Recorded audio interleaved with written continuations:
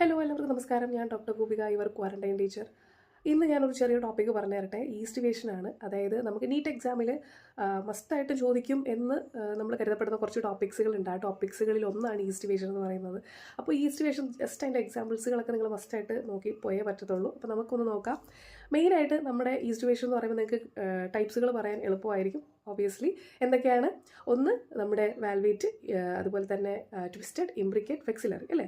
അപ്പോൾ ഈ 4 ടൈപ്പാണ് നമ്മൾ പഠിക്കുന്നത്. അപ്പോൾ ഇതിൻ്റെ എക്സാമ്പിൾ പഠിക്കാനായിരിക്കും കൂടുതലും നിങ്ങളും ബുദ്ധിമുട്ടാൻ ചാൻസ് ഉള്ളത്.